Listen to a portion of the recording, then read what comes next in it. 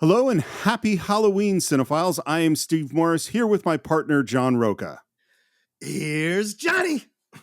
And this is something we just realized is that the Cine-Files has now been coming out for 7 years. And that means that this year we have recorded our 7th Halloween special, which of course is the 1931 Frankenstein. Well, 7 is also the number of the days of the week. And it suddenly occurred to me that we can put out a Halloween episode every day leading up to Halloween. And the first one is our very first scary episode, which John already hinted at, and that is Stanley Kubrick's The Shining. Yeah. We're back at it again in the conversation. Oh, Steve and I just did Room 237 as our watch along. And so for those of you who are patrons, hopefully you enjoyed our conversation and our debate and back and forth conversation about some of the theories and speculation that was in that movie. And so we thought, well, Steve kicked around the idea of us releasing these Halloween movies one day, one for every day. And I was like, well, let's do some intros. And so we're doing that now. And look, The Shining is one that is still, I think, a film that endures and people think about and consider and go back to as one of these great horror films. It almost feels like there's been a bit of a Kubrick-assance. People have been talking about Stanley Kubrick again on social media and in Letterboxd and all these other areas. I've seen the conversations about him pop up again in his movies and a reappreciation of what he brought as there's these battles out here between like superhero movies and actual cinema, that whole argument. Kubrick is someone who comes along and is respected by both sides of that debate. And certainly The Shining is one of those movies. Why, Well, I think when Kubrick takes on a genre, he transcends that genre. So 2001 is obviously a science fiction movie, but it is so much more than a science fiction movie. It's an art movie. It's a movie about ideas. It's a movie with deep philosophy and mysticism. And The Shining, it is a horror movie, and there's some damn scary moments in it, particularly around Room 237 and those twins. But it also has, and while I disagreed with some of the theories in Room 237, the fact that Kubrick feels like he's dealing with something bigger is definitely true. And it really stands alone, that film, as its own thing. It has its own tone, its own pace, and also those incredible Stanley Kubrick shots and those incredible performances from Jack Nicholson, Shelley Duvall, and one of my favorite humans, Scatman Crothers. I mean, it is just quite a film. I'm going to resist doing a Scatman Crothers imitation so I can not get canceled. Yeah. But yeah, I agree, Steve. And, this is what's so interesting about this movie, too, is, of course, it kind of diverges. Well, it doesn't kind of. It does diverge from the source material, the Stephen King book. It kind of walks its own path, which, of course, we've heard were issues between King and Kubrick about all of that. But it establishes this family dynamic that is real interesting and unsettling to explore. Jack Nicholson fully dialing into that kind of maniacal glee of his. Shelley Duvall is the put upon, kind of mousy woman, but who also has what you discover as the film goes along, has a strong spine of steel to fight back against Jack and to save her son, Danny. So we see those interactions, but of course there's something, and I'm going to walk into the minefield as I tend to do lately, but like the idea of having a relative who goes down a wormhole and becomes obsessed with this thing that it affects their ability to think rationally and endangers the lives of his family. We see what can happen as we watch Room 237 and all these ideas of what they think Kubrick was doing, and some of them related to conspiracy theories about the moon landing, about Native American stuff, about all this stuff that was going on, the Holocaust. All these things that were possibly the film meant.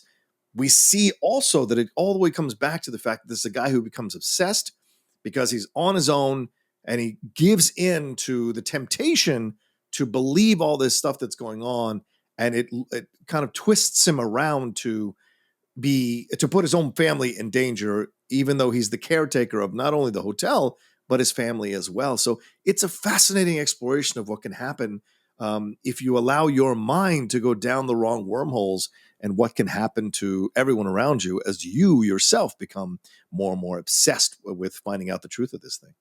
Well, I think that's the fascinating thing about the movie. And, the moment to me of no work and no play make Jack a dull boy. It's amazing that something so simple can be so terrifying when you see that happen. And this is just the first of our Halloween films. We're not going to do new intros for all of these, but I thought Right. we'd give you a little preview of what's coming next, because our second Halloween movie we ever did is, of course, John Carpenter's Halloween. That was our second Halloween film, the origin of the slasher film, one of the most iconic and most successful independent films of all time. John, what's your general feeling about Halloween? I still love that movie. It's, of course, the best one of the franchise. Still, no matter how many times they try to redo it or reboot it or do a requel on it or whatever they want to call it these days, I still love that movie, and for what it perfectly does.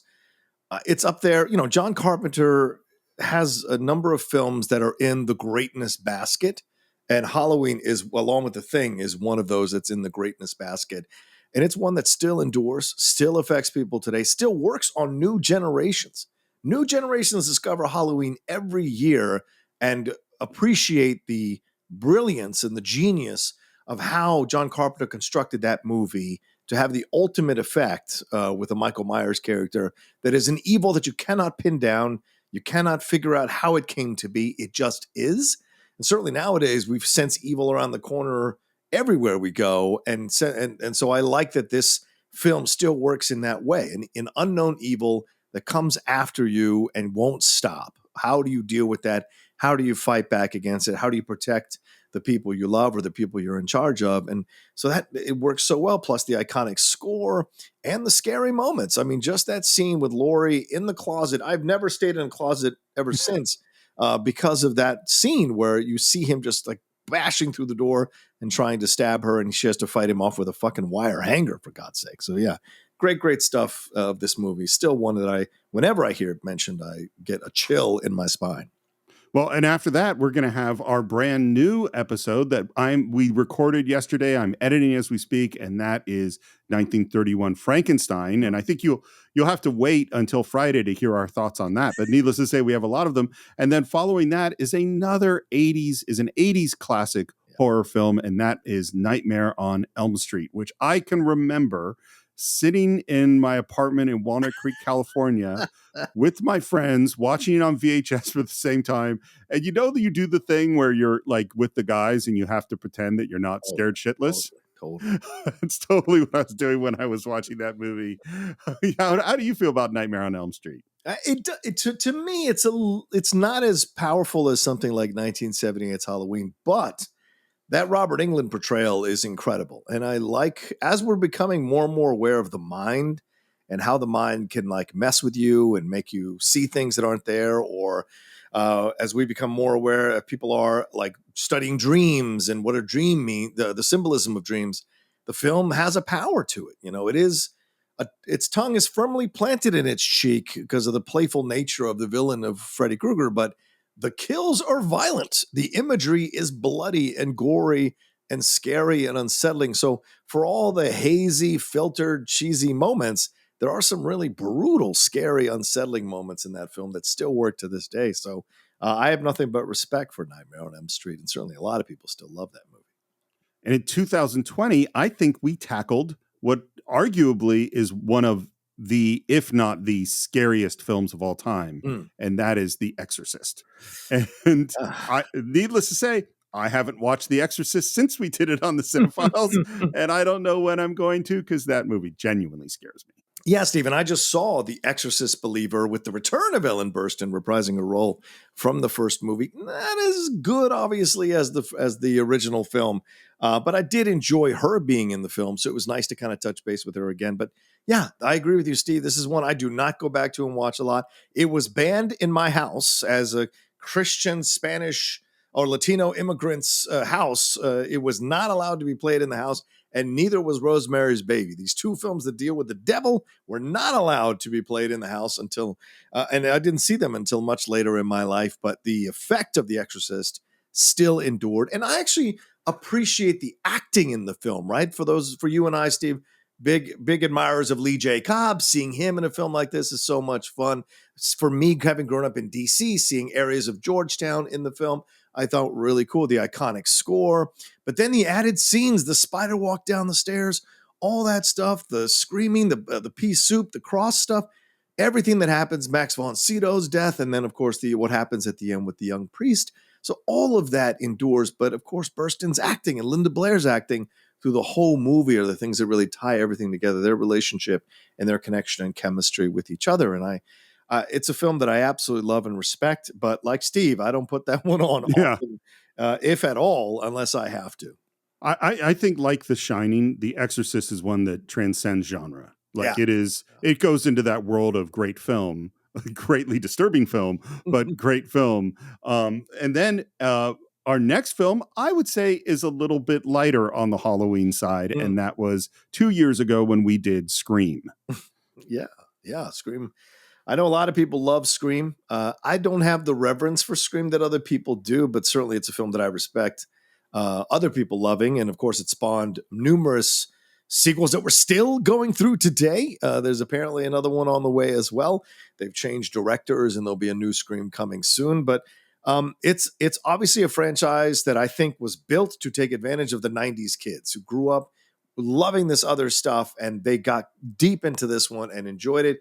And you see that it affects people, and people do have a love and a reverence for Scream from top to bottom. And Neve Campbell being great in the film, Courtney Cox, a great collection of actors who've been part of this franchise for quite some time. And I had the chance to interview Jamie Kennedy about it one time on my channel a year or two ago, and he still speaks about that film with a lot of respect and reverence and love. So even the people involved in it understand its importance and how much fun and scary the film is at the same time. Well, and I think although I feel about the film kind of the way you do, it's kind of a perfect film to talk about on the Cine-Files because it's so much a movie about movies. And we are a podcast about movies. And so that was a podcast about movies that were about movies. And I think that worked really well. Yeah. And last year, of course, in honor of the great James Caan, we dove into the Stephen King story, the Rob Reiner film of Misery. Yeah. Oh, Ooh, Misery. That was a fun conversation for sure. Really enjoyed revisiting that one and the ankling and the performance from James Caan. And of course, the emergence of Kathy Bates as a powerful, incredible actress who has been a part of our lives now for decades since that movie. And, you know, Rob Reiner showing you still at that time that he was able to jump into different genres and be successful. And certainly Misery is a great example of that with some very memorable scenes. And, you know, like any great horror film, Steve, it's got to have memorable scenes, memorable violent scenes. And certainly there are a few of them. And you've got to feel that tragedy, that almost escape until the final moment when they do escape and all that happens to make that happen. And if maybe she might have survived anyway. So I kind of love that it sticks to the basic plot of most of the horror films, yet it works in a unique and interesting way. And another great Stephen King translation like The Shining. Well, and I think my feeling, and I know I said it when we talked about it, is that this is one of the best crafted films that I can think of, just in terms of how every single moment is put together. 100%. It is beautifully made. And that is our week of Halloween on the Cine-Files. And I think we've covered a wide variety of films from 1931 all the way up to, I think, Scream is the most recent one. Some that are more fun, some that are more scary, beautifully crafted, classic monsters. And I hope you enjoy our very first one, starting right now with our exploration of The Shining on the Cine-Files. Has it ever occurred to you that I have agreed to look after the Overlook Hotel until May the 1st? Does it matter to you at all that the owners have placed their complete confidence and trust in me, and that I have signed a letter of agreement, a contract, in which I have accepted that responsibility? Do you have the slightest idea what a moral and ethical principle is, do you?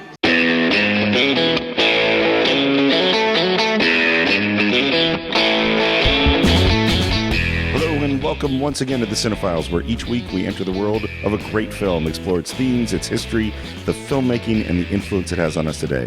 My name is Steve Morris. I'm a filmmaker and directing instructor in Los Angeles, California. Hello, everybody. I'm John Roca. I'm a voiceover artist and host of numerous shows here in Los Angeles. And first of all, I want to apologize because you might hear the sound of my voice is not quite the mellifluous tones you might be used to. Nice word. But I was thinking about it on the way over here. Hello. But I got a bit of a cold, but we're going to muddle through. We are. Well, I mean, and here's the deal. We do this content for free. So sometimes we're not going to be at optimal conditions to get the stuff done on time. So it just happened to be that you're sick. So that's all right. What we need to work on is the healthcare system for free podcasting. Yes, right. That's right. Because I feel that we deserve some support. We need to create a lobby for that. That's for sure. I think it's going to be a very small but vocal lobby. That's right. Okay. Today's film is one we've been asked about for a long time. Yeah. A lot of people have been asking for us to do a film from Stanley Kubrick. And Stanley Kubrick he might be the great, maybe along with Orson Welles, the great mythical genius of American film. He seems to be put on this pedestal that's really unlike almost any other filmmaker. Yeah, I don't disagree with you. What's amazing about Stanley is that he crosses so many different genres in terms of the type of film. I mean, it's very correlative to the Coen brothers. You can put him in any different type of film, and he will find a way to create and make it his own. Aside from maybe Spartacus, I would say, just about every other Spartacus film. is the outlier. Right. Just about every other film really has the Kubrick signature to it, and up until AI, right? So you get, after Spartacus, all the way up until AI, I think you're watching a Kubrick film, and he jumps from something like Barry Lyndon to something like Full Metal Jacket to something like The Shining, to all these different types of something like Paths of Glory, which is a fantastic film. So you have all these different things, and so for him to tackle horror in the way that he did, it's such a Kubrickian film. That's what I would say. Yeah. I think Coen brothers are a perfect example, a metaphor, because what's interesting about the Coen brothers and interesting about Kubrick is even if they're doing different genres of Kubrick, you're going to see a sci-fi film or a war film or a historical epic. What you're really going to see is a Kubrick film. Absolutely. And that's definitely true of the Coen brothers in a way that it's not true of Steven Spielberg or, Kubrick is Kubrick. It's the definition of an auteur. Yeah. So let's go back a little bit. Sure. I want to just go back and talk a little bit about Stanley Kubrick. Yeah. I know we're going to talk about him again, and we're talking to probably multiple times on this show. Probably. But so grew up in New York. He's the child of Jewish Eastern European immigrants. Not a terrible student, but not a particularly good student. Always fascinated by literature and photography. Seemed to be one of these kids that had an inquisitive mind, but that didn't fit into the structure of school. Right. Ended up at a fairly young age, I think 15 or 16, selling his first photographs and became a magazine photographer. Wow. And during that time, and this is in the mid-40s, he became really obsessed with film in the way that we're going to see him be obsessed for the rest of his life. He is not a guy who kind of enjoys things in a casual way. Right. When he would go to the movie over and over and over again, and apparently he would bring a newspaper. And whenever people were talking in the movie, he would read his newspaper. And when the talking stopped, he'd put away the newspaper and study the film and watch it over and over and over again. He was interested in visual storytelling. Right. Made a few small documentaries that he paid for himself, short films. Sold a few of them. Began making independent films in the early 50s, which had limited success and later have become interesting films to look at. His first commercial success, which is still not a real commercial success, is The Killing.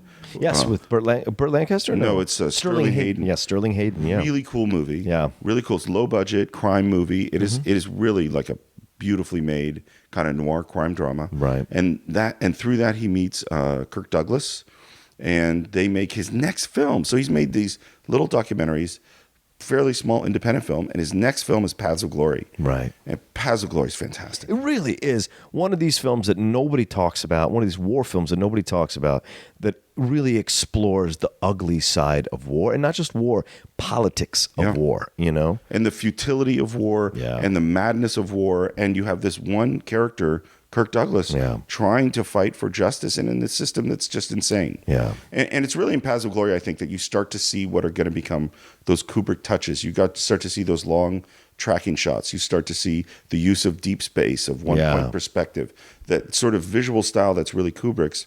And he begins to do the thing which he becomes famous for, which is take after take after take after take after take. After Paths of Glory, he makes Spartacus, which is the biggest movie ever made at that time. Right. And this is, it's like his fourth movie. And Kirk brought him in on that. Kirk brought him in. Because he was another director had started. Yeah. And Spartacus, I think, as you said, is the least Kubricking of the movies. It's a really good movie, but it's a very different kind of film. Then on to Lolita, Dr. Strangelove, which is a fantastic film I'd love to talk about.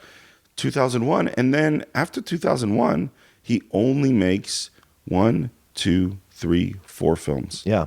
So what's one of the interesting things about Kubrick is how few films he actually makes over a 50-year period. Yeah. From 1950 until 2000, Eyes Wide Shut being his last film. Yeah. It's a very few movies. And he develops a reputation for being a meticulous, detailed-oriented, I'm going to spend 3 or 4 or 5 or 6 years planning to make a film. Right. I'm going to spend a really long time shooting it. I'm going to do 10, 20, 30, 40, 50, 100 takes to get exactly what I want. I'm going to edit it meticulously, and I'm going to release exactly the film that I wanted to make. Yeah. Well, I mean, when you look at those films, that comes through. That, but even in something like Clockwork Orange, which is really one of the most unsettling films I've ever seen, the scenes that they're constructed in such a certain way that they achieve ultimate emotional. What they're going for emotionally in those scenes, they achieve it, and I think that's what whatever I enjoy. that is. Yeah, whatever that is. In a movie like Clockwork Orange or The Shining, I don't know what I'm feeling. Yes, that's one of the things about Kubrick is you're feeling something. Yeah, and you don't go like, I feel sad. Yeah, no, you can't watch Clockwork Orange and go, I feel sad. You go, I mean, like there are moments in Clockwork Orange where you find yourself siding with a complete psychopath. Yes, and enjoying it on some real. I mean, Clockwork Orange. That's definitely a movie I would love to talk about here too. Is like a movie that it brings you into the horribleness in this really unsettling way. Yeah, yeah. So you gave a little bit of a hint, but we haven't actually said which one of the Kubrick films we're doing. And we were thinking, as we said in sort of our mission statement, we want to do every single genre. We don't want to favor dramas over comedies or action films over something else. And one genre that we haven't done is a horror film. Yeah. And so we're going to do 1980s film The Shining, based on the Stephen King novel. Yeah. So John, how'd you first come to The Shining? I think I came to it like maybe in the last 20 years. Really? I was never a big horror guy. I just don't like I like really good horror. Like Halloween I saw when I was young. Or Friday the 13th, those slasher films, you know what I'm saying? But The Shining was something that I resisted for a long time. But though I'd seen Here's Johnny, I'd seen that used, Johnny Carson used it. You'd seen it, but like I'd never seen the movie because just like Rosemary's Baby, I've never seen Rosemary's Baby. Like there are certain films that to me, I had to really drag myself to and put myself through because I had a feeling it was going to mess me up big time. And I just had a feeling about this film that it was going to mess me up. And damn if it didn't, and damn if it doesn't every time I watch it. Yeah, it's funny watching it again for this show. I think it affected me more than ever. Yeah, and I think it's because I have a kid now. Right. It's a great point. So I watched it really differently. For me, somewhere around 80, 81, my parents subscribed to Showtime. Oh, and there's certain movies that came on Showtime that I watched a lot. And I watched them, as we've talked about on the show before, not necessarily from the beginning, but you come in the middle. And I'm telling you, you come in the middle of The Shining, you're going to stay till the end. Yeah, absolutely.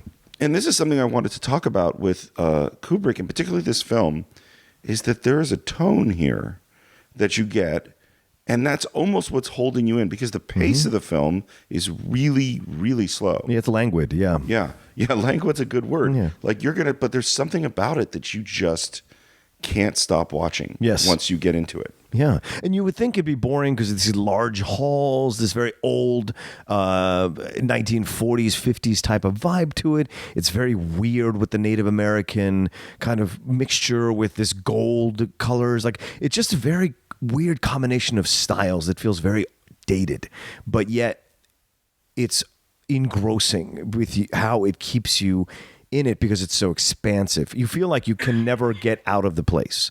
It's so big. And you're constantly exploring the rooms, whether on Danny's big wheel or watching Jack and Shelley Duvall get the tour or what have you. You're seeing so many, the expanse of the maze, all of it just seems so large and engrossing. It's almost like you're exploring the corridors of your own mind, and I think that's such a great, for me, has always been symbolic of the Overlook Hotel, that it's your mind.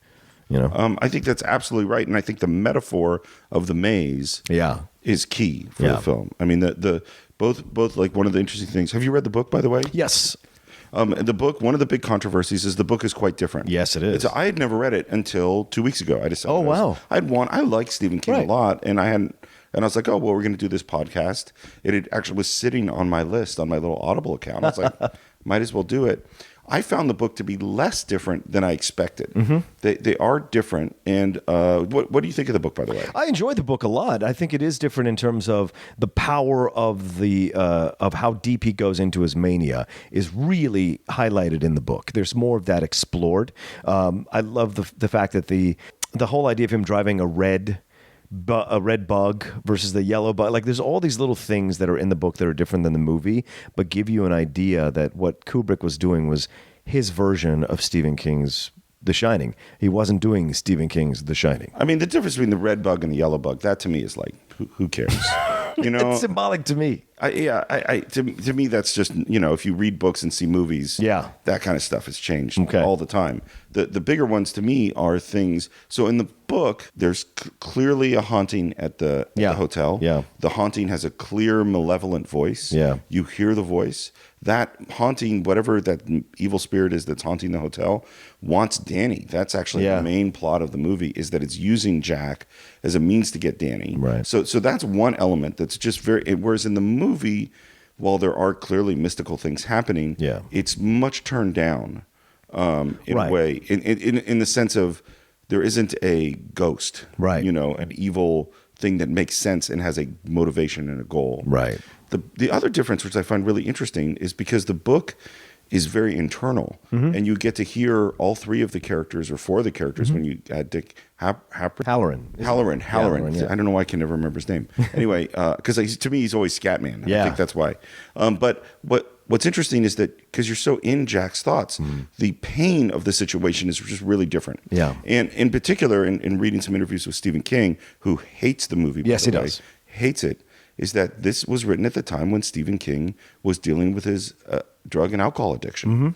And so it's a very personal book for him. Yeah. And it was written at a time when he saw himself as a threat to his wife and his family. And because the movie makes Jack just really a clear psychopath, is that personal element and the internal torment is turned way down, and because the ghost in the hotel doesn't really exist, the external forces forcing Jack to go crazy are turned down, and I think those are the big differences to me. And I think those are all great points, Steve. I think what's fascinating to watch in the movie is that Jack is the focus of the movie, not Danny. Absolutely. Jack is the one they want to turn. Jack is the one they want to influence to kill his family and to do exactly what the caretaker did the previous winter and force him into that situation. But what's interesting about the presentation of Nicholson's character is from the beginning, you can tell he's an unstable guy.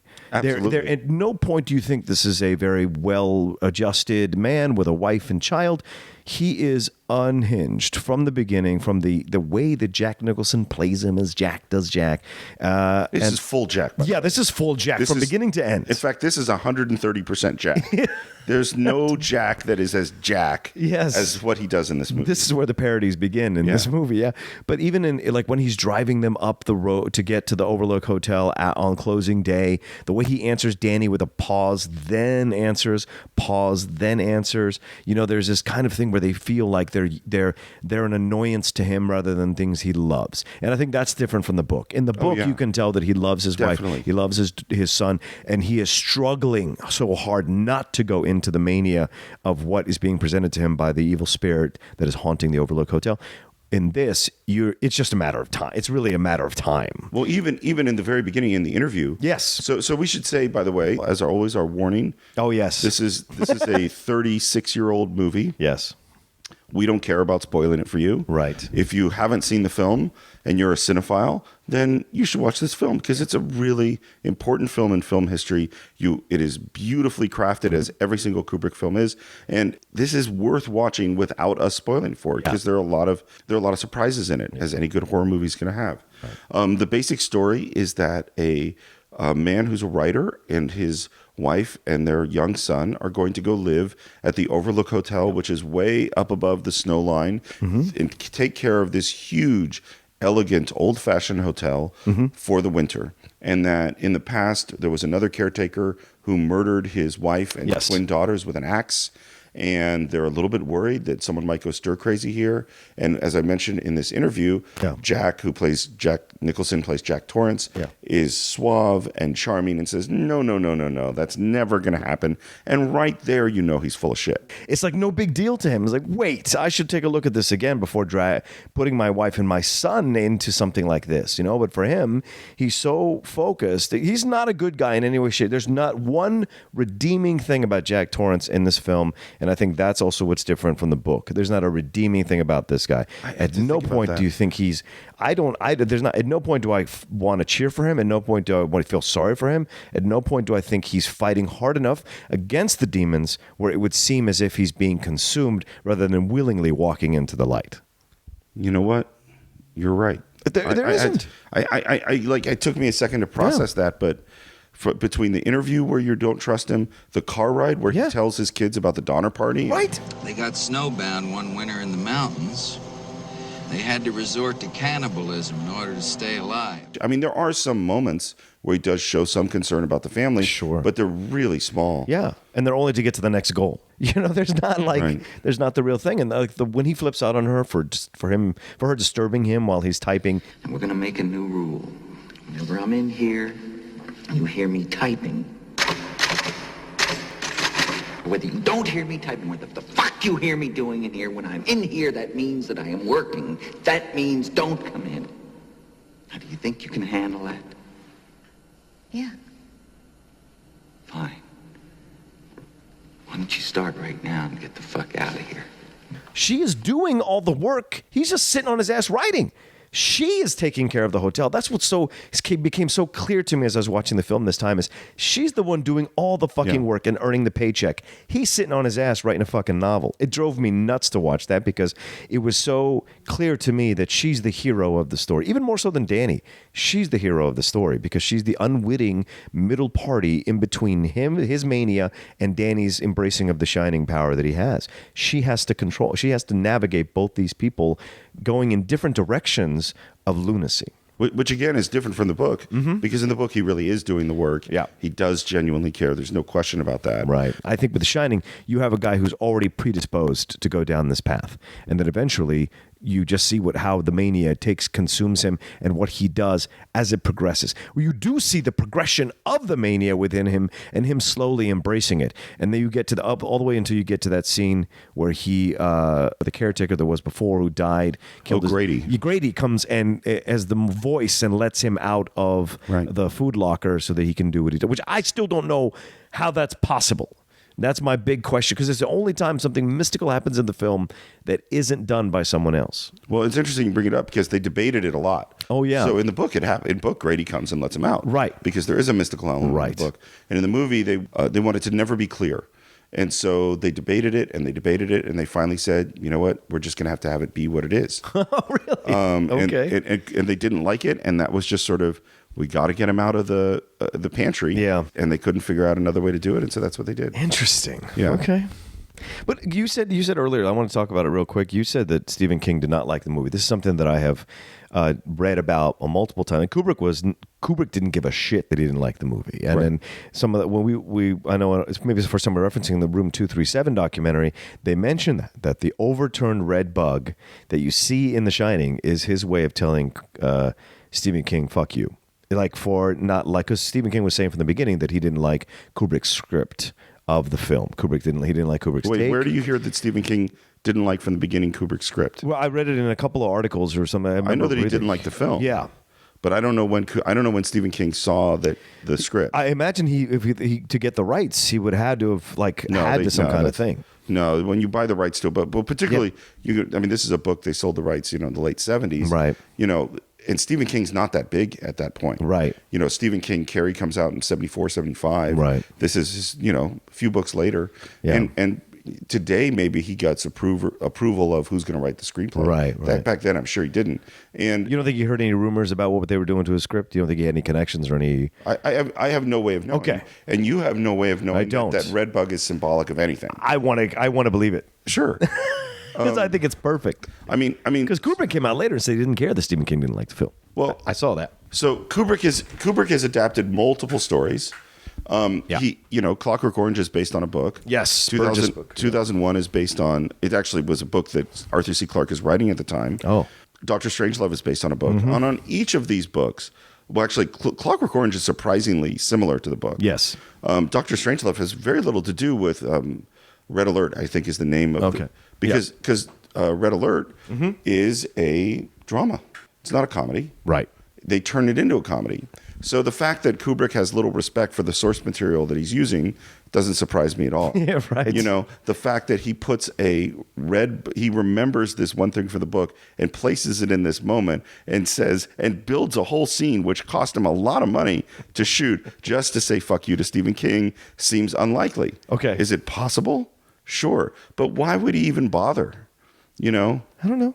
Yeah. I just like the idea of it. I like the idea of a director being having that moment of being like a smirk. Do you know what I'm saying? A smirk to him, kind of like that kind of thing. And see, but changing books into suit movies is the norm. Right. What would be surprising is if a movie stayed close to the book. So you think it's just a happenstance of all the cars you could have chosen? Yeah. A red bug was just happenstance. Well, no, I don't think it's happenstance. Okay. What I think it is that it's a snowy, cold, very blue shot. Right. Kubrick has excellent, perfect color and visual control. Gotcha. And the red bug would stand out. If you had a blue bug or a green bug or a brown bug or a gray bug or any other color car, it would not stand out. Okay. Kubrick also has tremendous shape control, because this is something we could talk about in terms of the visuals of the film. So I feel like you're defending this. I feel like you think you're defending Kubrick on this. I'm not defending Kubrick. I'm exploding the ridiculousness. You think it's ridiculous? Yes, all right, I do. Fair enough. I do. All right. Is that so? If I find an interview where he said I actually did that, on purpose, then I would acquiesce. I would publicly apologize. I would offer a full retraction to any offense I gave to your family or your reputation. Family. You're right on. All right, so let's get back to the movie. Go ahead. Let's talk a little about Jack Nicholson. We talked about something when we did 12 Angry Men, which was we were talking about who is the Henry Fonda today and who is this person today and what actor is like that actor. There's no one like Jack. No. Jack Nicholson is one of the most unique actors of all time. Right. And he is not a chameleon. No. Jack is going to be Jack, but he actually has tremendous range. He can play very sensitive. He can play very funny. Yes. He can play something kind of delicate. He can play sad and angry. And better maybe than anybody in the history of film can play the manic, insane, whatever Jack can do. Yeah. I mean, and can you possibly imagine anyone else in this movie? No, I can't. No, for the way Kubrick constructed it, Jack Nicholson's the perfect actor to play this part for what he wanted that character to do and what he wanted that character's journey to be. So for me, I don't see, and I couldn't see Warren Beatty doing it, or Robert Redford doing it, or Paul Newman, or anybody of those people that ilk, Peter Fonda, anyone of that ilk that was famous at that time. I mean, Dennis Hopper would have made it a whole. That was the only one I could think of was right, but he did a version of that in Apocalypse, and it wouldn't have been the same thing. It wouldn't have been the same thing. Yeah. No, I can't imagine anyone else. I think what he's doing is so pure in terms of his progression into the mania. It's just it goes and goes and goes, and the moments when you can see the moments when it's just becoming too much for him. Even he can't control, because at first I think he embraced it, but then when he realized how powerful it really was, you see his inability to control it anymore, his inability to understand what is real and what isn't, and he just in the end just gives into it when what's his face lets him out of the pantry. That's the moment when he's just like, okay, I'm going to go full bore into this thing. But he's incompetent at it. He cannot kill his wife. He cannot kill his kid. He can only kill Scatman Crothers, jumping out from behind a pole with an axe. But that's the only person he kills. Everyone else, he fumbles away the opportunity to do it, or he takes way too long to finally come around to do it. Well, this is what's strange. We had a friend who said, Shining's not a horror movie, which is sort of an interesting statement. I don't understand that at all. I don't agree with it, but what I do think is that, man, there's just this one bad guy. There's almost no death throughout the whole movie until we get to Scatman. Right. And as you say, he's kind of incompetent. Yes. And so I do understand to the point of following the normal structure of a horror film where you're going to get someone killed on page, 9. Right. And have constant thrills and scares throughout. That's not what this is. No. What's interesting is, in general, Kubrick didn't work with stars. It was he would not go. Tom Cruise would be an exception. Yeah. Kirk Douglas is an exception. Right. But in general, he worked with kind of middle level actors because he didn't want to deal with the whole star thing. Of course. And he had actually wanted, after Barry Lyndon, the next movie he wanted to do was Napoleon. Oh, wow. And he wanted Jack Nicholson to play Napoleon. And they had been developing that together. No. And because Barry Lyndon wasn't a financial success. No, it wasn't. It's a boring movie, man. It really is. I think I've seen it once and yeah. maybe watched scenes of it a bunch. Yeah. But yeah, it's not one I really want to go back boring, to. man. Anyway, because it wasn't a success, Right. the money fell through for Napoleon. But when he starts to think about doing The Shining, which is a much smaller movie and more commercial one, he thinks of Jack Nicholson and who else could do it? Right. And I want to get to the doing many takes. Yeah, and, go ahead. And how he works with actors in this sense. Yeah. So I will say that Yes. Stanley Kubrick's approach to working with actors and to filmmaking in general Yes. is exactly what I teach my students not to do. Oh, wow. Yeah, because That's a powerful statement. so Clint Eastwood's famous quote is that directing is time management. Yes. Is that it's all about being efficient on the set, being a good craftsman, planning everything in a way that you can move quickly through everything and get Right. the most out of the resources you have. Yeah. Everybody should feel pretty good. Everybody should feel like they're part of a team. And this is not what Kubrick does. Right. You know, Kubrick will make it really hard on the actors he's working with. Yeah. He will do take after take after take. He is a ridiculous perfectionist.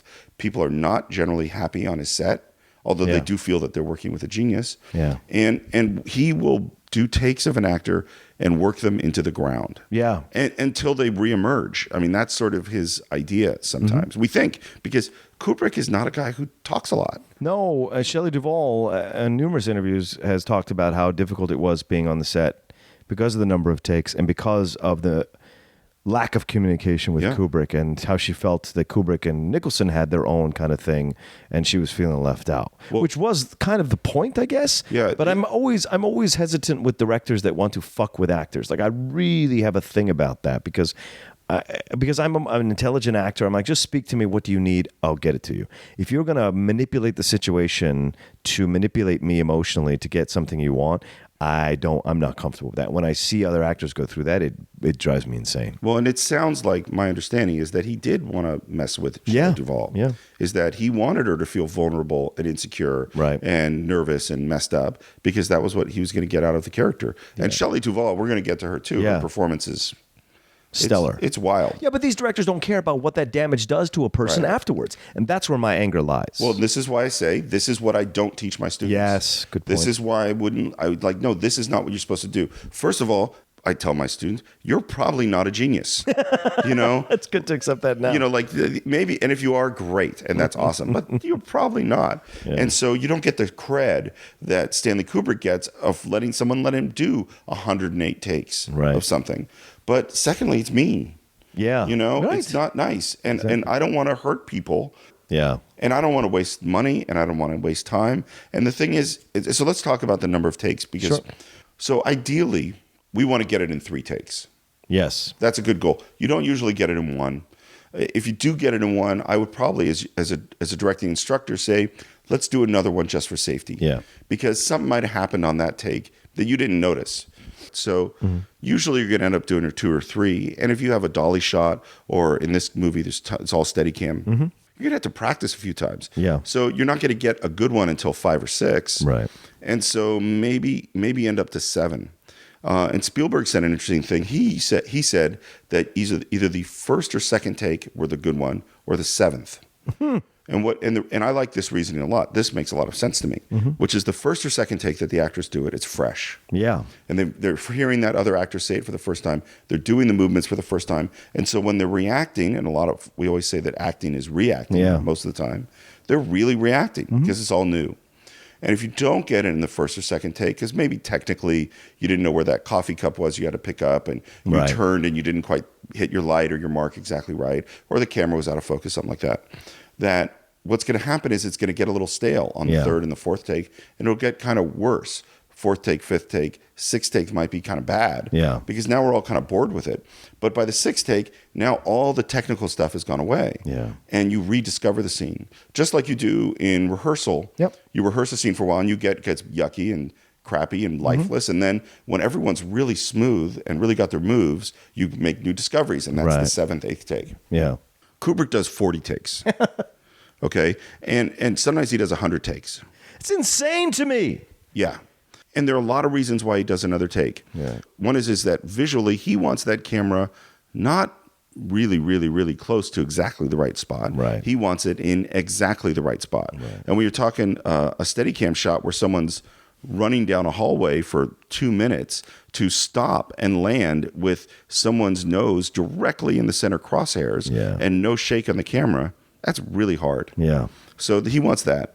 The other thing that people have said is when you look at what happened to Jack Nicholson, is he starts out, he gave sort of a regular performance. Yeah. And then he gave another flavor of it and another flavor of it. And then he would give more and more and more. And then he would become exhausted.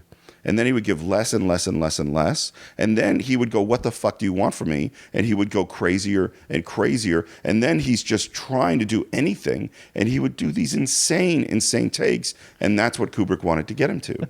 But do you ever think that that's just Kubrick? Like, it does not mean that the first or second take wouldn't have still had the same effect, wouldn't have still been just as powerful. It's just the 40th take for Kubrick was the one that Kubrick liked, but 95% of the audience would have been just fine with that first or second take. Yeah, absolutely. This is why I wouldn't tell my students to direct like Kubrick. Because Chaplin did the same thing. Charlie Chaplin would do the same thing, drove his actors crazy. And that was before unions and before any kind of respect for actors existed. They would do 100 to 125 takes. There was all kinds of stories about him doing multiple and multiple takes to get there. And of course, while I'll tell my students to not direct like Kubrick, I'm not Kubrick. Right, true. You know what I mean? Like, and the man is a master of filmmaking. Yeah. And so who am I to say that having the center of somebody's eyes 1 millimeter off center punch is not what's making this movie work? It's a fair point. I don't know. Yeah, it's a fair point. What do you think? So, do you want to talk about Shelley now? Do you want to move on to something else? Let's talk about Shelley. Because I want to talk about her because we're talking about the takes.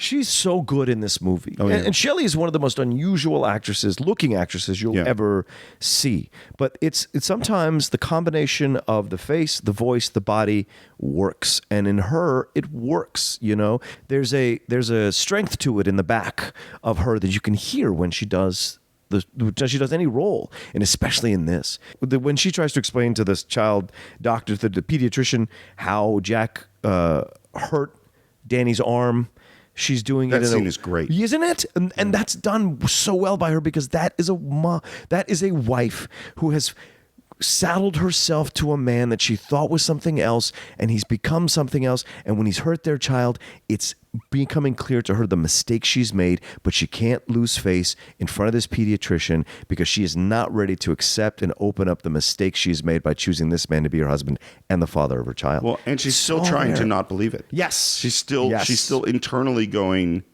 no, it's okay. Yeah. It really is. She's trying to excuse it. Yeah. And if you look at, stories or read stories about women in these kinds of relationships, that's what you have to do. Yeah. They give it away a little bit when her hand shakes as she starts lighting her cigarette, which I noticed this time. You see her hand just shake real quick. It's a real quick shot, but you see her hand shake a little bit, and it's her holding it in because she knows she doesn't want to face it, right? She doesn't want to accept it yet. And when she holds Danny later, after she thinks Jack has choked Danny, that's where you see that she's accepted that he is terribly violent person, and the absolute worst person she could have chosen, and insane, right? Yeah. But also, what I like about her is that in my mind, I see women like this all the time who have been brought up in these overbearing households with very strong father figures. And so they just see that as love. So they find another man who is exactly the same. And then they get into a relationship, they get into a marriage, and then they realize years later when they finally come into their own as a woman that, Jesus, this is not love. This is not the right thing. The fortunate ones get out of that kind of situation, and you see in that moment when she grabs Danny later in the film that she realizes the situation that she's in, which is why I think she swings that bat to his hand and knocks him down the stairs with the bat, because she's realized no more. Well, but even in that scene, she is in the process of realizing it. Absolutely. The first time she swings that bat, there's nothing in there. No. That Jack has to do so much to get her to the point where she hits him. Right. And even then, she feels terrible about it. Right, she does, because she doesn't finish the job. No. She puts him in the food pantry, like you said. Well, how do you? I mean, like, this is, You just bash his skull in. Well, I understand the physics. but emotionally to get to the point where like you accept the fact that the only choice I have here. Yeah, and it's great because she's walking backwards. She's saying, "I'm confused. I just don't want to go back to my room." That's her wanting to shut away what's happening. But Jack, you're right. Jack does all the work in that scene because not in the work in terms of acting, but work in terms of making her accept the fact that he is insane. Because he says, Wendy, stay away! Darling, light of my life, I'm not gonna hurt you. You didn't let me finish my sentence. I said, I'm not gonna hurt you. I'm just gonna bash your brains in. I'm gonna bash them right the fuck in. That's when she realized, okay, this is it. Well, in a way, interpreting this movie, we interpret this movie as about insanity. We interpret this movie about addiction and alcoholism. We could interpret this movie about codependent behavior and a woman in a battered woman in a bad relationship. Yes. And what it takes to finally accept your own strength and your own, rights to have your own life and to protect your child. So let's talk about Danny Lloyd. Sure. What he does and what he has to do is a lot in this film. Yeah. And I worry about that kid in the making of this movie doing 40 takes of screaming for Stanley Kubrick. I really do. Well, I don't know if he's screaming because you don't hear his scream to the last scream. Right. So maybe he's just opening his mouth really loud.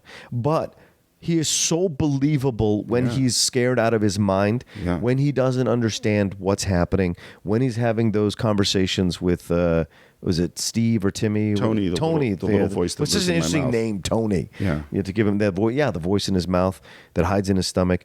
That he's able to convey a reality in that. Just even the opening scene where he's eating that sandwich and talking to his mom, there's just a power in that that's unsettling. And the kid is fantastic in the film. Well, and they auditioned thousands of kids. I'm sure they did. Because it's really hard to find. Yeah. And the doing the finger thing, that's something Danny did in the audition. Oh, wow. Yeah, he invented that. It's not in the book. And that's one of the reasons they cast him, because he did this weird thing that they really liked.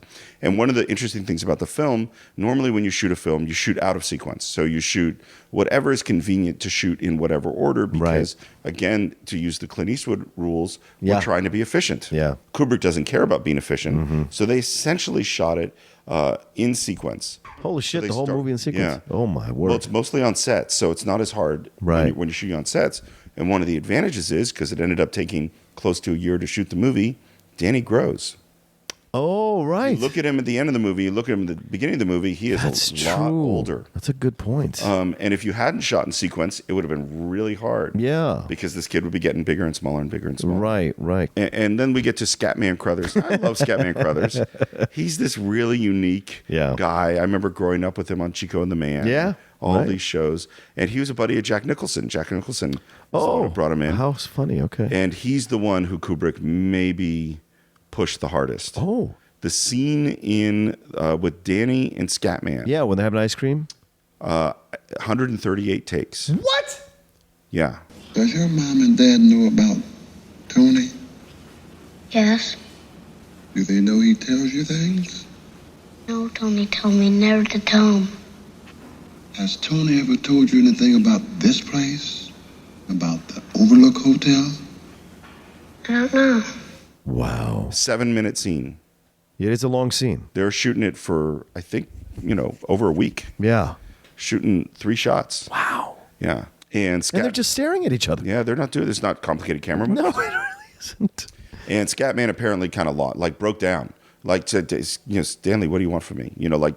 This old man who's lived a life. Scatman was a band leader and a musician and all, had this whole life.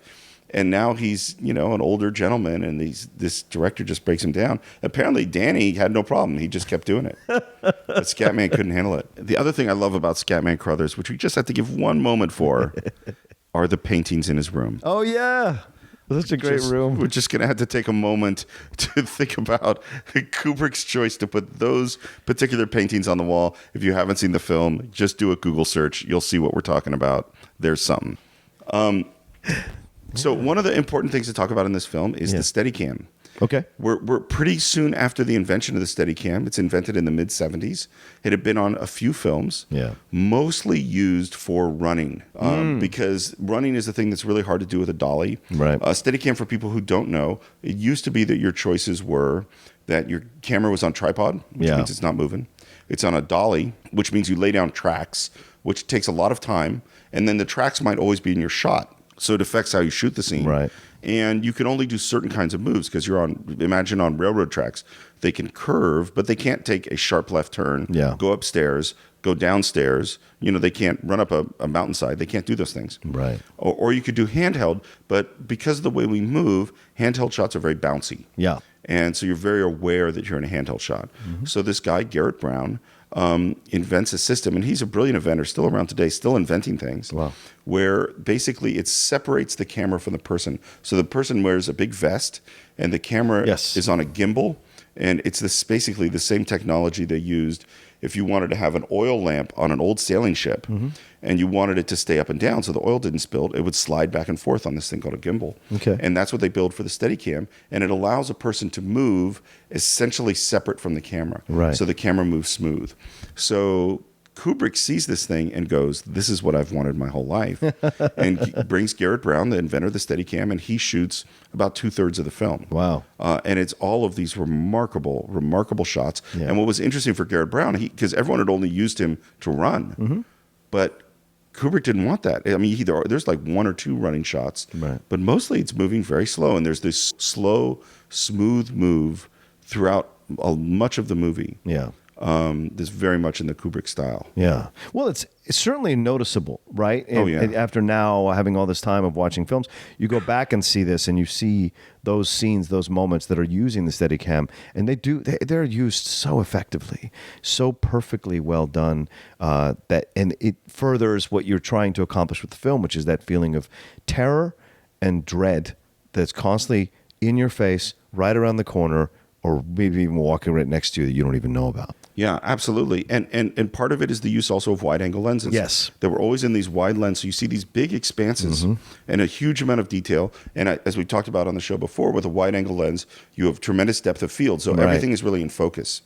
And so you have these moving Steadicam shots that are smoothly moving through these maze-like hallways. Yeah. And you have these wide-angle lenses with tremendous detail. Right. And combined with this droning, dissonant sound music, there's a tremendous feeling of dread throughout. Yeah, I mean, when Danny's going on the big wheel, I'm sure that's his guy in a Steadicam following him as he goes, because there's no dolly tracks. Right. So it's obviously a guy in a Steadicam following Danny as he goes around the corner. Through just the sound of it on the carpet, and even the sound of it going to the wood and then back on the carpet, all of it is, for me, it brings back memories because I grew up with big wheels and having big wheels. Right, I'm sure those kinds of things. You recognize those sounds, and they take these innocent child memory sounds and turn them into something completely horrific, when he runs into the twins and the blood from the elevators, and then seeing the images of the twins hacked to death by an axe.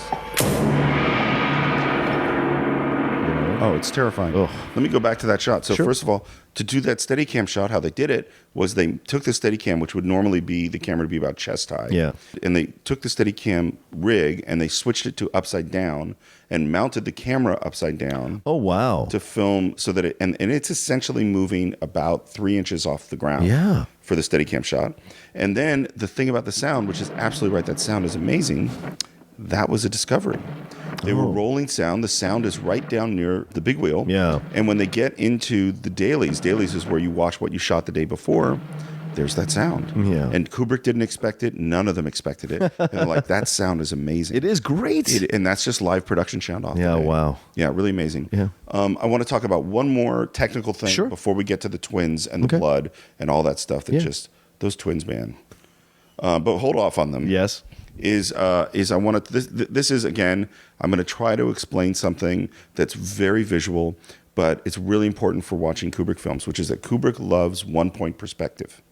Okay. And what one-point perspective is, it's something that comes from drawing, it comes from architecture, it's a way of showing depth. One of the things we talk about in film, are we shooting in deep space or in flat space? So for flat space, you imagine 5 guys standing in front of a wall, the camera directly in front of them, picture the Usual Suspects poster. Right? That is flat space. All of the guys, they're the same height, they're the same distance from the camera. Behind them is a wall, flat space. If you have those guys arranged, one really close to camera, so his head is really big, one a little further away, so he's medium sized, one really far away, and they're next to a wall that's getting smaller and smaller and smaller, we're in deep space now. Right. One of the ways of of showing deep space is size change. There are other ways of showing deep space. But one of the most important ways is using a one-point perspective. And what a one-point perspective is if you imagine that you're standing on train tracks and you're looking out into the distance, you will see those train tracks slowly move towards each other at an angle until somewhere way off in the distance they join. Yeah. That is the one point. Okay. So Kubrick loves one-point perspectives.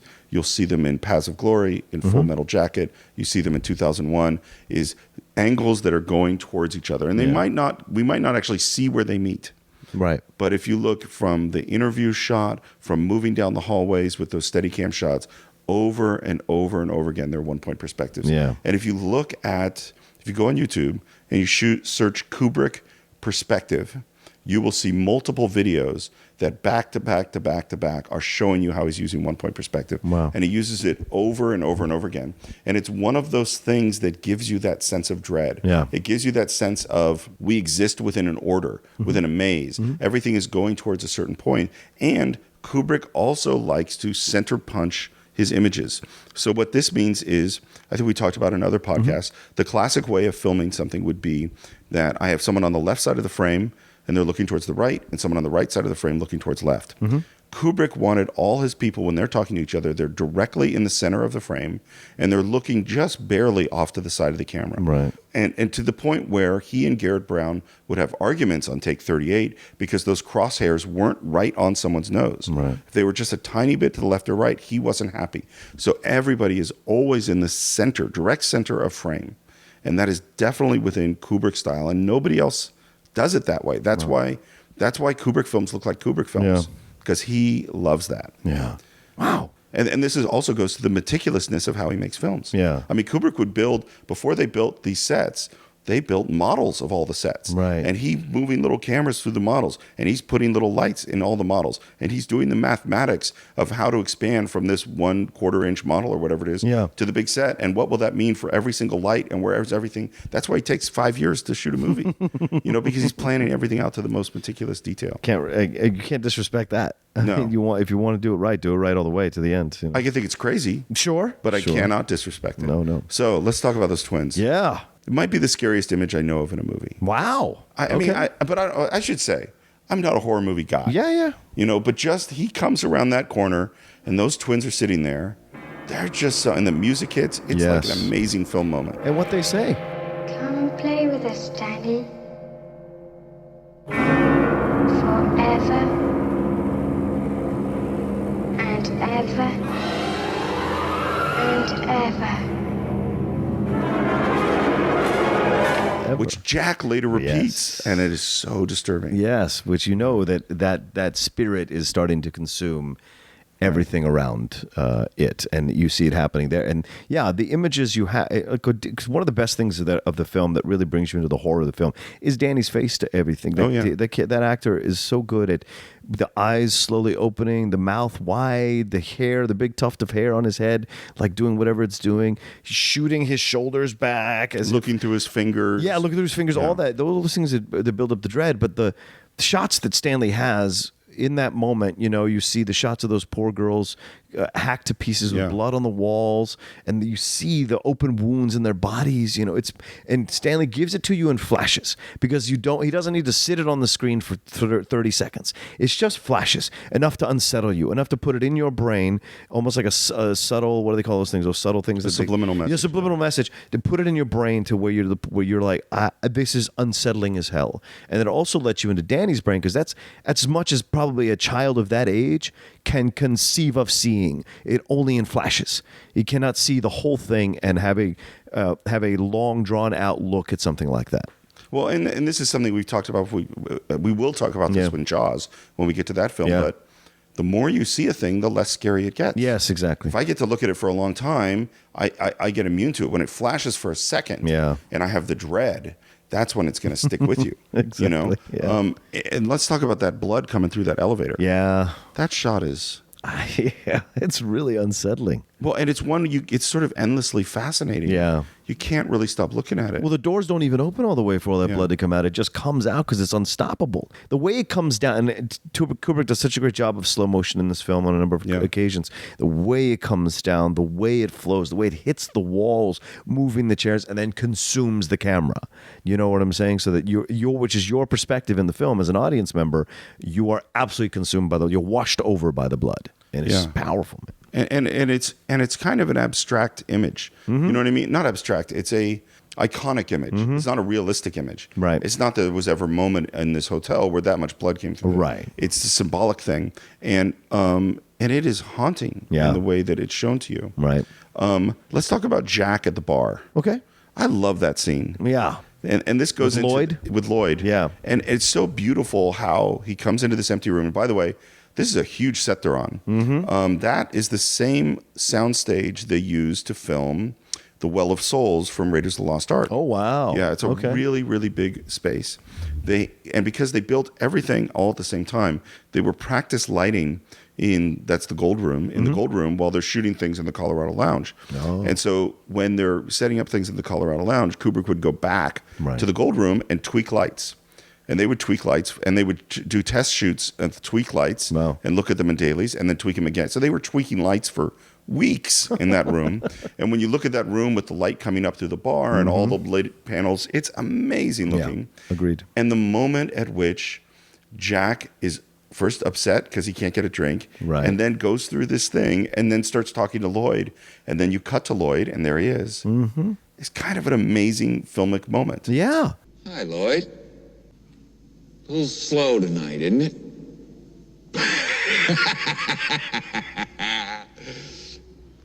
Yes, it is, Mr. Torrance. Because that's your first real steps that he's taking towards wanting this spirit to possess him, wanting this spirit to be part of him. He wants Lloyd to be there. Lloyd is there. In that moment, he can be like, no, this is nuts. I'm getting out of here. This is crazy. I'm running.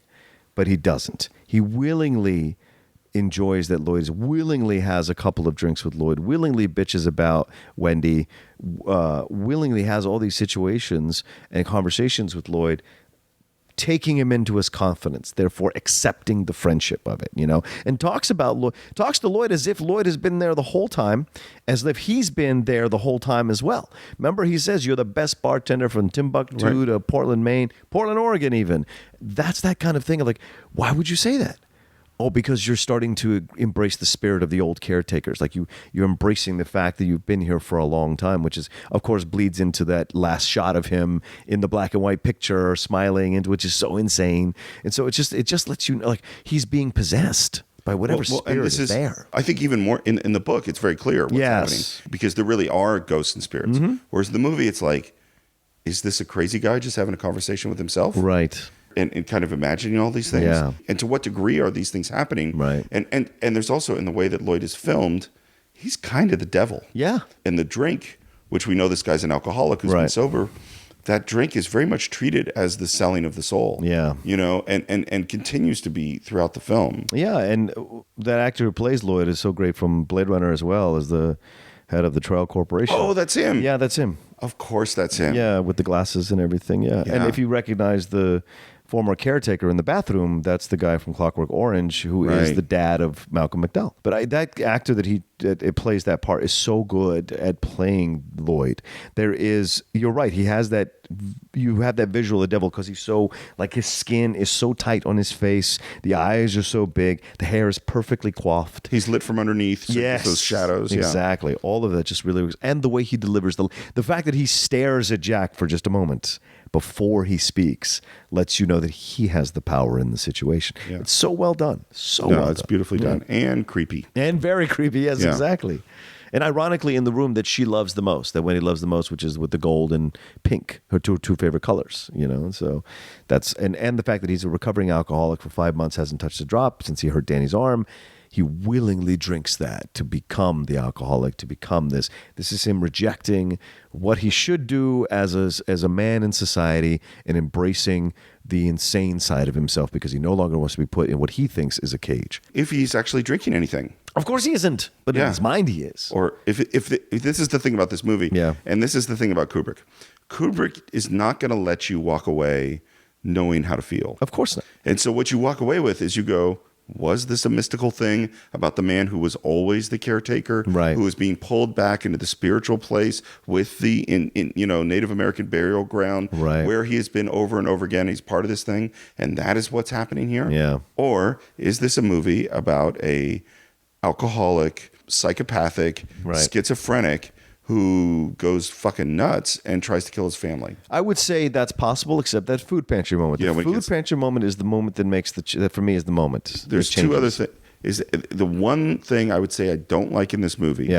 Is one of the other things that makes it impossible, which is that Shelley Duvall's character sees crazy things in the hotel in the final sequence. Oh, yes. She sees the weird dog giving possibly oral sex to somebody, which is something that's in the book, by the way. Right. She sees, skeletons covered with cobwebs. She sees the guy bleeding saying, "Great party." Yeah. And that stuff is the stuff I genuinely don't like in the movie. Wow. Yeah. And is it because it isn't earned? You don't see it earned, or is it because two reasons.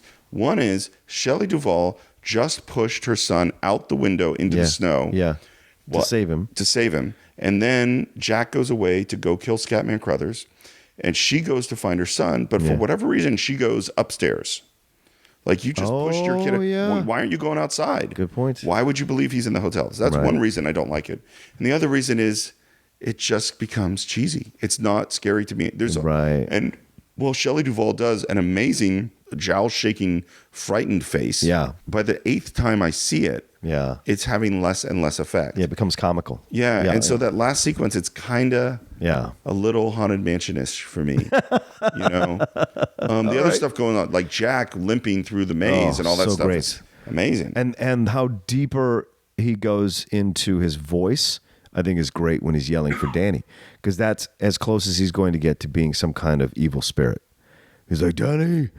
He's going deeper and deeper into it because he's becoming more and more of a primal animal. And you see that the limping, the dragging of all of it. He's becoming almost caveman-like. And then at the end, he just dies with that devilish grin on his face, or devilish look on his face, rather. And which he's so good at doing. Those kinds of he's things. great. Yeah. I mean, Kubrick he's always liked shooting high angles on the head, looking down in this weird way for a really long time. Huh. He did it in Full Metal Jacket. He has those shots. He has them in 2001: A Space Odyssey. You have them.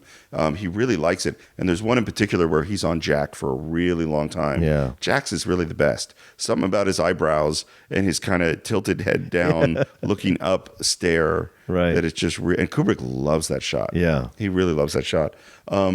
One thing about the maze, so this was all shot in England. Except for the exteriors. The exteriors are of a hotel called the Timberline Hotel, which is in Oregon. Yeah. The interiors are modeled after the Ahwahnee Hotel in Yosemite. Oh, right. And the Ahwahnee Hotel in Yosemite is where I got married. Right. And I've been there many times, and it is so bizarre because they look exactly like the Ahwahnee, except when you turn to the right here, you shouldn't be at the reception desk. Right. You turn to the right there, you would be going over to the bar, because I know the Ahwahnee really well. So I'm looking at it is real. I mean, and they painstakingly copied the Ahwahnee Hotel. Yeah. So when they shot the maze, obviously that huge giant maze doesn't really exist. Right. It's mostly made out of plywood with branches taped to it. It's not nearly as tall as you would think it is because they use these wide lenses. It's probably 8 feet tall, but it looks like 16 feet tall. I mean, it looks huge. When they did the winter stuff, it was 90 degrees. Oh. They're using dairy salt spread everywhere. That's what the white on the ground is. Really? And styrofoam. Oof. The dairy salt eats through everything. So after a week of shooting it, you need new shoes. If it got on any camera equipment, it would rot the camera equipment. So everything had to be really protected from the salt. Wow. And in order to make the smoke, they're using smoke machines. Yeah. And the smoke machines back then aren't as nice now. I mean, you wouldn't want to be breathing those smoke machines all day. No. Today, they were much worse then. They were based on an oil that had smelled like kerosene. Oof. So they said it was brutal. Wow. 90-degree weather, dressed up in warm clothes, running through salt and styrofoam and kerosene-smelling smoke. just brutal shooting conditions. And it's so believable. It looks amazing. Right? It looks amazing. Like when she's running and with the hands flailing and of running and the white snow behind her just frames it all so perfectly. The desperation that she's feeling, the impossibility of the situation, it's so powerful. Until I found out it wasn't real winter, I never would have believed it. Yeah. Never would have believed that it's perfect. Yeah. Let's talk about not the documentary Room 237. Okay. But let's talk about going into Room 237 in the film. Yes. I think this is a remarkable sequence. Yes, agreed. The handheld POV shot of Jack, naked woman getting out of the tub, and then that beautiful edit to the older woman who's rotting. Oh, God. That moment is so disturbing in the film. It really is. And again, it's all slow. Yeah. It's really, really slow. And I was having soup when that scene came up. This is going like an idiot. I was having soup when that scene came up. I was having beef with country vegetables, and I had to put my spoon down because it's so disgusting to watch that scene and try to eat meat. It's very disgusting. The allure of the woman, the change. I don't know who that woman's supposed to be. I don't know who the old lady's supposed to be. I don't know if that's the caretaker's wife that he drowned in the tub, maybe. Well, in the book, it's explained who that is. Oh, it is the caretaker's wife? Okay. No. It's an old lady. There are a bunch of deaths. Okay, that are in the book that it goes into. Yeah, so you see her coming out of the water. Once again, it's flashes, right? Because you don't need that much. But that shot of her from behind with her decaying butt cheek and whatever and all that, and then decaying parts of her body. Horrible cackle. Yeah. It is rough. And his reaction to it, too, is like, that's the moment where he could be like, oh, F this. This is all nuts. I don't want to be a part of being nuts. I got to get out of this. But no, it still isn't enough to change it. When he goes into back to their room, he lies to Wendy that there's nothing in that room. Yep. He lies to, and then he gets mad at Wendy when Wendy wants to get them out of there because it's a bad environment. He gets upset at her, turns it around on her, and then storms out. Well, this is the thing about his character is that we don't ever get a chance to be sympathetic with this guy. Not even for a moment. He is not particularly nice through the first act of the film. Nope. And then he is horrible to her. Yes, he is. I mean, even fairly early, when you're interfering with my work and don't come in here, and he's screaming at her, and it's just, it's awful. And he's terrible to Danny too. Like when Danny's coming in to get that fire engine, and of course Jack is lost in the nuttiness of himself sitting on the bed, calls Danny over, and he has Danny sitting. There's so much dread in that moment, just holding his child that way. And answering his questions, and Danny does such a great job acting that part because he is maintaining the same level the whole time while he's asking the question. It's so fantastic, and Jack is having to play off of it with his growing irritation. Did your mother tell you that? You see that. And I think this is why the movie is so much harder for me now. Yeah, sure. That scene in particular, because I'm so much more sensitive to a little boy and what and my son is exactly Danny's age. Yeah, I was going to ask you if that's close. Yeah. Yeah. I mean, he's 5 years old. My kid's 5. Yeah. So I'm so much more sensitive to that this is a human. Right. That this is a human with feelings and with thoughts and with sensitivities trying to figure this out. And I'm imagining this kid being pulled into the arms of this man. Yeah. And being put in this position. It's just horrible. Yeah. I want to ask you about The Shining. Do you believe in this kind of thing? Do you think this thing is possible? Obviously, with this ESP, people who are psychics, that kind of jazz. Do you think this is something that's real? Like the whole thing with Scatman Crothers says, there were points where we got to the point where my grandma and I would have whole conversations without opening our mouths. Do you think this is possible? The communication between mental energies without speaking. I did not expect to be answering this question. So I don't have an answer that I've thought out. I have here, I definitely believe... What's your gut reaction? Well, I definitely believe there are more things in heaven and earth that are dreamt of in my philosophy. Hello. Shakespeare reference? Sure. I definitely believe that. Yeah. I am very wary of... I'm trying to think of how best to put it. Okay. This is actually something I've thought a lot about. Mm-hmm. In martial arts, as you know, I do Aikido. Right. The middle word of Aikido is ki. Ki refers to mystical energy. And what we talk about a lot in Aikido is we're moving ki, we're sensing ki, we're flowing with ki, we're extending ki, we're doing all these things. And what I see is that people, if you do martial arts, you experience a whole bunch of phenomena. Yeah. I've blocked stuff that I never saw. Wow. You know what I mean? Yeah. Sure.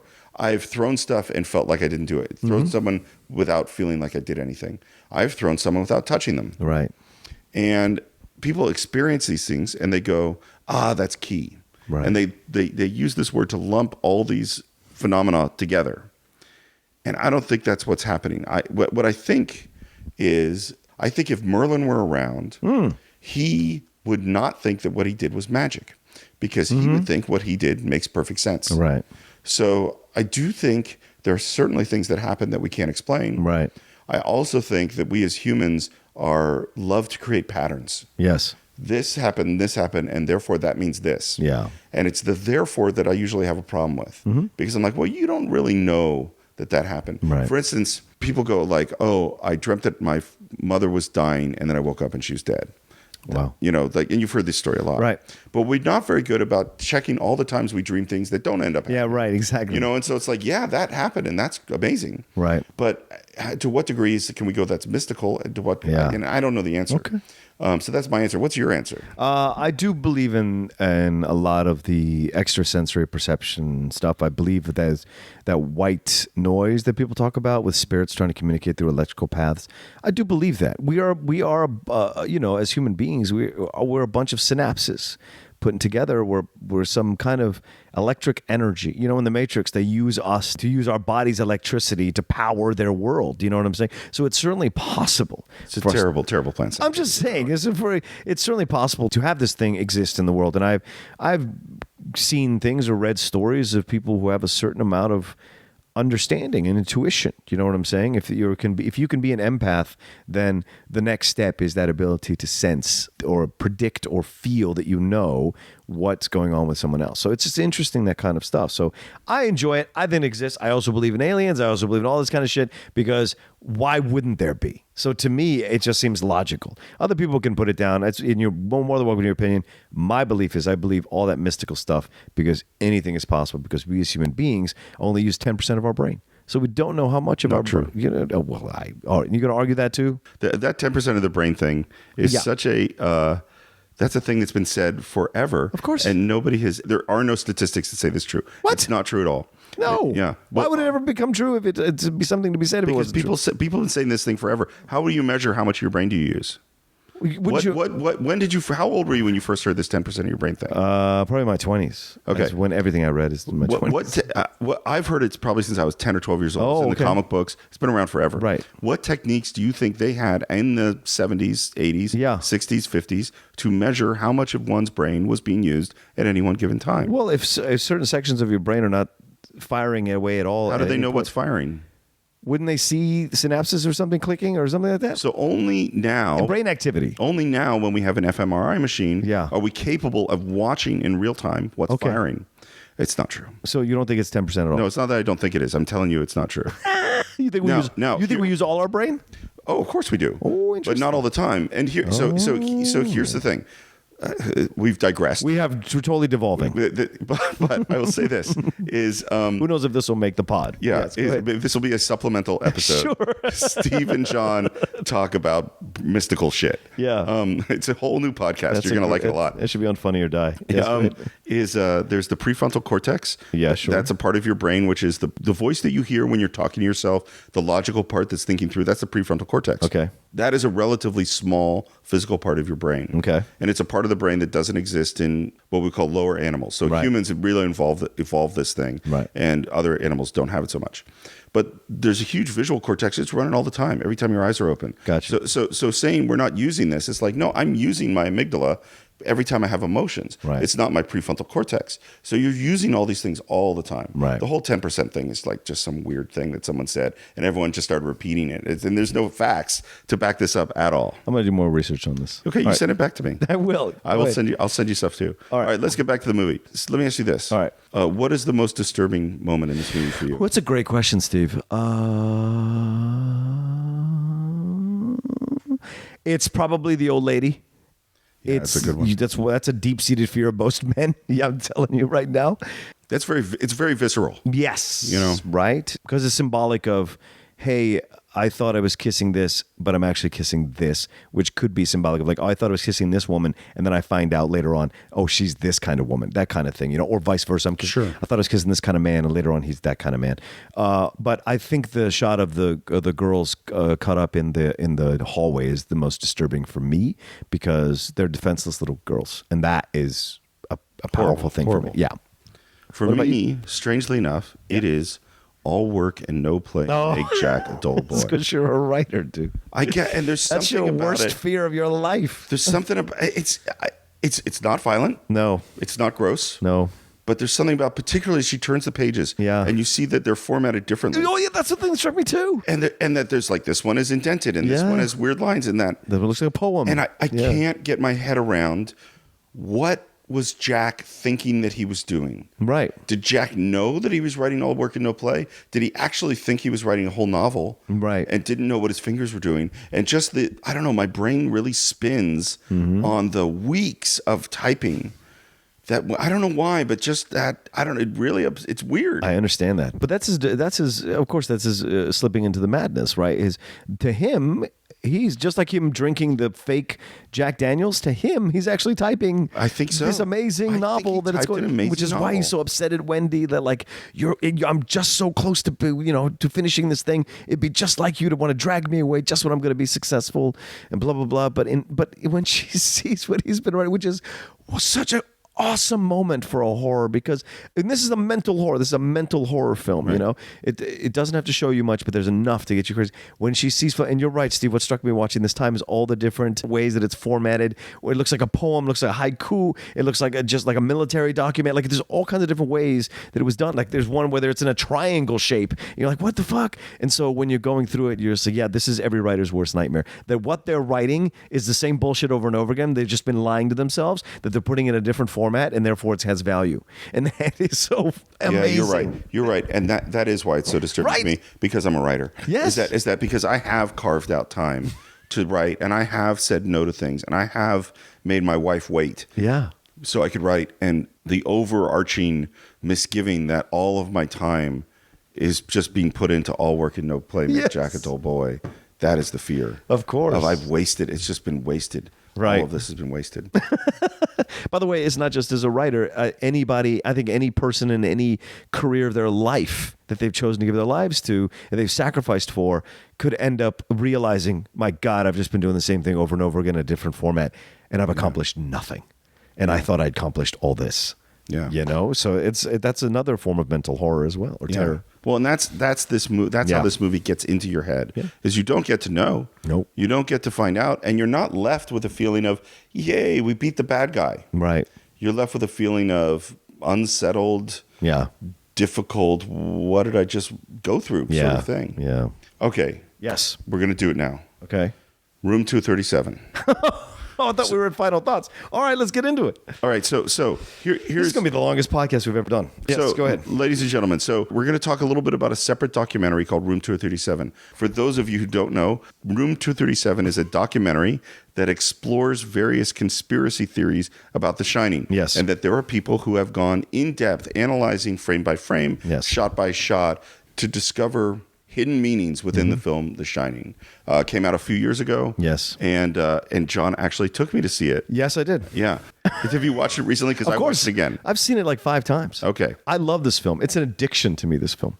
And the fact that it's on Netflix makes it so much easier to just pop it on. Because it captures the dread of the movie even more so. This idea that he could have done it, and it's plausible to these people who are intelligent people. These are not stupid people. No, not at all. These are people with degrees. These people run news bureaus and international politics. These are intelligent people, lawyers, who come up with these theories about The Shining. That it was, one theory is that it was Kubrick's apology for filming the fake moon landing of Apollo 11, which is referenced in the film when you see Danny stand up in a way that he's never stood up in the film or stood in the film, very proudly with his chest out to show you the Apollo 11 on his sweater, in what looks like a Cape Canaveral formation of where the space shuttle or the rockets take off from. Right. The carpet looks very much like a top-down shot of the rocket launch. Absolutely. Pads. All of that is possible. There's another person who theorizes that it's about an apology to the Native Americans for how white people treated them. And there is a number of references to Native American stuff in the film by the actors. And there's images that are shot. Another one woman thinks it's about the Minotaur, which is really interesting. The legacy of the Minotaur in Greek mythology and how that plays in through the film. So there's a number of theories that get posited throughout this documentary. Another one that it's about the Holocaust. Yeah, it's about the Holocaust, right? And I think it's fascinating to me because I'm always enamored with the mind, the human mind, and what it can connect to construct a theory. Because I love to debate. One of the greatest joys I feel when I watch that documentary is these are intelligent people trying to string together cogent points to create a coherent argument to defend the fact that they truly believe when they watch the film that this is happening. In fact, one point in the documentary, this person is saying they play the film backwards and frontwards at the same time. Right, and they superimpose the film on itself. Yeah. One running backwards, one forwards. And they hit one moment in that film that's supposed to show what their theory is that the film is supposed to be about, which is fascinating to me, the time and effort it would take to create. And this is back when we had VHSs. This isn't back when you have or a projection. It's a projection rather. It isn't time when you have a Blu-ray which you can stop easily and go back and forth and analyze in 4K or whatever. These people took time and effort to create these theories. It's fascinating. Okay, go ahead, Steve. I'm sorry. Do you buy them? I don't know if I buy them, but I love that they exist. And the moon landing one is the one that convinces me the most. The other stuff I can go back and forth on. The moon landing one, I absolutely think is possible. Absolutely possible. So I have a lot of feelings about this documentary. Yes, you do. And I will say first, I actually like it. Do you really? Oh, I thought you didn't like it.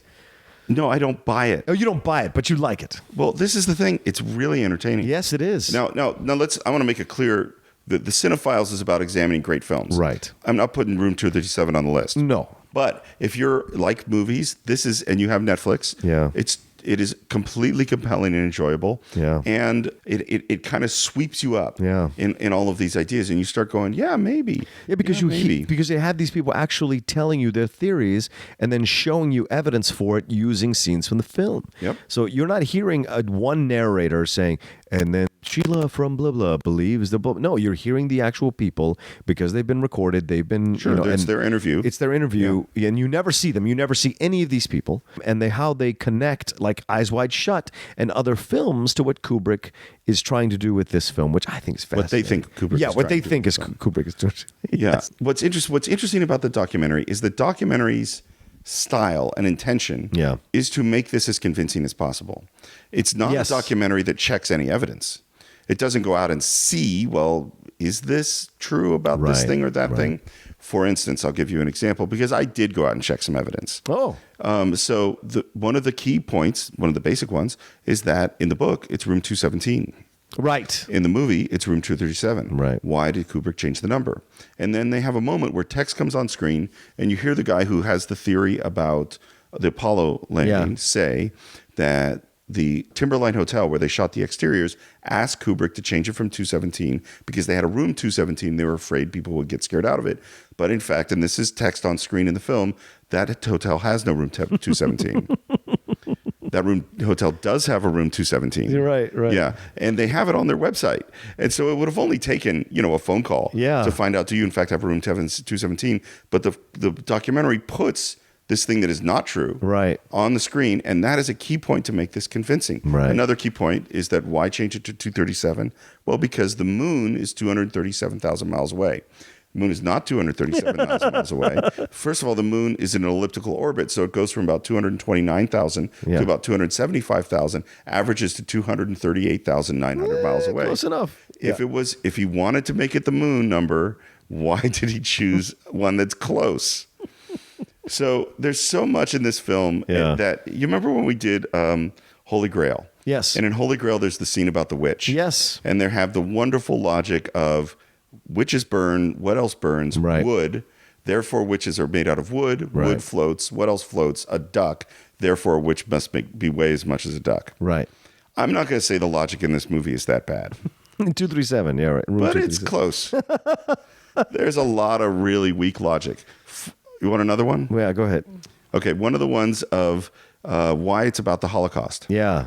is that there's a German typewriter. That's what makes this guy think that it's about must be about the Holocaust. Right. Do you remember what that guy does for a living? No. Holocaust researcher.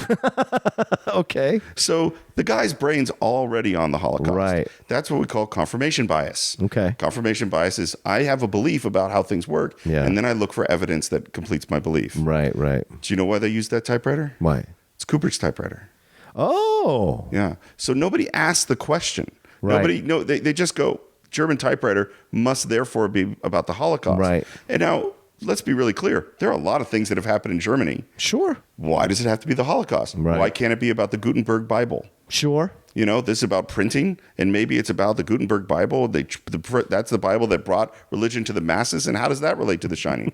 Just as easily proven. Yeah. If I could take a piece of evidence and prove multiple different things with it, it's not a good piece of evidence. By the way, that typewriter is $630 on Amazon. Is it really? I looked that up. That you can look up. Yeah, I looked it up because I was like, "Ooh, this might be fun to get an old typewriter in the house and see what that's like." Typewriters are cool. And I was like, $600. Yep, it ain't that cool. $637. Yeah. The principles to me are confirmation bias. Yeah. We got to use Occam's razor. Occam's razor is the simplest explanation, is the best. Yeah. Is it more likely that this chair disappeared because Kubrick is secretly telling you that this isn't a real horror movie, which is what one of the guys say? Yeah. Or is it more likely they made a continuity error? And the answer is it's more likely they made a continuity error. Right. Oh, Danny's sweater. You brought up Danny's sweater. Yeah. You see, they never ask why is he wearing that sweater. Why is he wearing a sweater?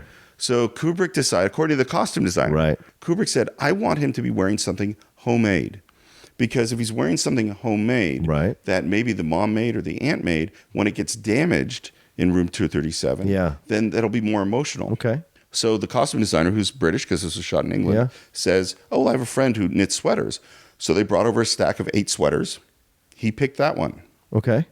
So he couldn't have had a plan to show the most important moment of showing that I faked the moon landing because someone randomly happened to knit a sweater. What are the odds you would have to commission that sweater if you really wanted it, if it was that important? Okay, that's a flimsy one, but I will accept it. To me, that's flimsy, a bit flimsy, because we don't know if he did or didn't commission it. And the costume designer could say one thing or the other. I don't know. That one I'm a little on the fence about. And here's the biggest reason why why this doesn't work for me. Only one of those theories could possibly be true. True. The vast total of weird things that you see contradict each other. Right. Because if it is about Native Americans, well, then it's not about the Holocaust. Right. Can I tell you one more thing, but I might not put it in the podcast? Okay. So because it's a little off topic, but it relates to this kind of logic and why I have a problem with it. So in the Enlightenment... Oh, here we go. No, I'm going to tell you. It's just a full Steve story now. But it's a good one. Do I need to put my helmet on? Let's go ahead. So in the Enlightenment, we got Newton and Leipzig and Kepler and Copernicus and all these guys. Right. Is that a lot of people, there are a lot of what brought us into the age where we weren't just looking to the church for what the truth was. And what people don't know about those guys is most of those guys were really religious. Right. And that one of the basic ideas of the Enlightenment is that I believe in God. Yeah. God must be perfect. God created the universe.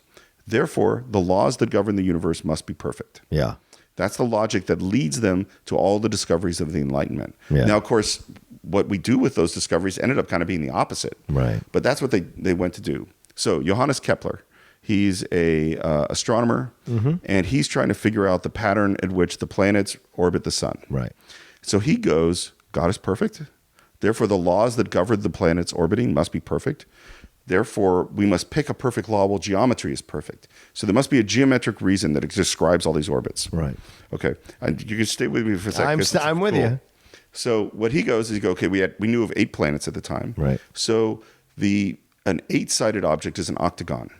So if I were to draw an octagon, there should be a circle that you could draw inside of the octagon where the circle landed on each of the flats of the octagon. Oh. Okay. And that circle should be the orbit of the 8th planet. And then within that circle, there should be a perfect 7-sided geometric arc. It says septagon. I don't remember what it's called. Yeah, septagon. Where the points of that thing will be inside the orbit, the circle, and fit perfectly. And then if I draw a circle that touches the flats, that should be the orbit of the 7th planet. Right. And then I draw a hexagon inside that orbit, and then draw a circle inside that hexagon, and that should be the sixth planet, and so on and so on. And he believed this, because that's a perfect system, and God is perfect, that should exactly describe the orbits of all the planets. And he spent 20 years trying to make this work. And of course, it didn't work, because that's not how the orbits work. Then he said, oh, you know what? I was wrong. The problem, it's not geometry, it's music. We have an 8-tone musical system, each tone at a different frequency. And so each of those orbits must be exactly the steps between the musical notes of the 8 tones, which is bullshit anyway, because you could have a 12-tone system and all this stuff. But so, and you know how much time he spent on that? How much? 20 more years. Oh my gosh. Until... Who's funding this guy? Yes, go ahead. This is, well, all the Enlightenment is rich guys who have time on their hands. I guess so. So after 40 years down these pathways, he finally, and with Tycho Brahe, he gets even better data on the planets, and he finally just starts looking at the data, at which points he discovers elliptical orbits, which is in fact what it really is, and his science is amazing. So this is a brilliant guy, obsessively trying to make the data fit the pattern, until he finally lets go of his preconception, his confirmation bias, and just looks at the data, and then he gets great science. That's how I feel about Room 237. You think Kubrick is a genius, and therefore everything Kubrick does is perfect, and everything Kubrick does is for a reason, and therefore every single thing in the movie must mean something, but you're arguing from like a false position. Okay. Great. That's a fantastic explanation for your defense of it. I love it, though, because I enjoy going deep dive into things like that and the intelligence that people have to create these connections. Because I've seen the movie multiple times, never made any of those connections as I was watching it. It's a horror film. Because they're not there. Well, possibly. Yes. All right. On that note, yes. Final thoughts on The Shining. Absolutely. It was so great to go back to it, especially now during Halloween season. And it's such a good film. It still holds up. Jack Nicholson, Shelley Duvall, Danny Lloyd, they're all just so good. Scatman Crothers also good in the film. Even the smaller character actors, like all of it does such a great job of getting you into the vibe of this really unsettling, scary situation that you have no idea what's coming, but you know that it is going to mess you up. And the film is still so incredibly effective. It does not show a lot of horror, but what it does show is so powerful that it stays with you for a long time after the film. Yeah, that's what I'm really curious about. So for those of you who haven't seen The Shining, how's it hold up? Yeah. Particularly if you're a younger viewer who, when you think of a horror film, horror films have evolved so much and are so much their own genre. And The Shining is its own thing. Yes, it is. And I'm really curious, does it suck you in the way it sucks me and John in? Does it seem slow? Does it leave you with that sense of foreboding and dread and confusion that I feel? Does it seem cheesy? I would really love to hear from you. So you can always reach us on Facebook. That's the Cine-Files, CINE-FILES. You can reach me on Twitter at SR Morris. John, where can they reach you? You guys can always find me at The Rocha Says, ROCHASAYS, on Twitter and on Instagram. Super Animation Game Time, which is the other show I host with Yuri Lowenthal over on Geek and Sundry's Twitch channel, Wednesdays at 1 p.m.